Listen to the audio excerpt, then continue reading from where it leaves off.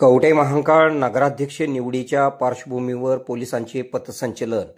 निवडणुकीच्या कालावधीत नागरिकांना त्रास होईल असे वर्तन करू नये.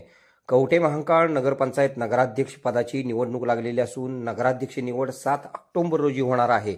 त्यासोबत अनेक सण येणाऱ्या कालावधीत होत आहेत. गेल्या 2 ते 3 दिवसांपासून राजकीय संघर्षाचे वातावरण निर्माण झालेले आहे. कायदा व सुव्यवस्था अबाधित राखण्यासाठी कवठे महांकाळ पोलीस ठाण्याचे पोलीस निरीक्षक ज्योतिराम पाटील यांनी आपल्या पोलीस ठाण्याकडील सर्व अधिकारी व पोलीस स्टाफ यांच्यासोबत शहरातून पथसंचलन केले. कवठे महांकाळ पोलिसांनी कवठे महांकाळ पोलीस ठाणे ते जुने बस स्थानक, मसोबा गेट, छत्रपती शिवाजी महाराज चौक पासून युवन चौक, थबडेवाडी कॉर्नर पासून परत युवन चौक ते जुने बस स्थानक पोलीस ठाण्याजवळ पथसंचलनाची सांगता करण्यात आली. कवठे महांकाळ नगरपंचायतीची नगराध्यक्षपदाची निवडणूक सर्वांनी शांततेत पार पाडावी. त्यासोबत येणारे सण हे नागरिकांनी शांततेत व व्यवस्थित पार पाडावेत.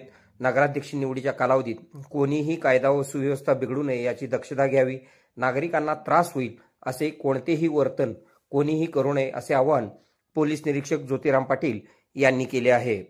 आपल्या भागातील बातम्या पाहण्यासाठी आमचे न्यूज चॅनल सबस्क्राईब करा व लाईक करा. मुख्य संपादक कुणाल कोठावळे, के मराठी न्यूज नेटवर्क.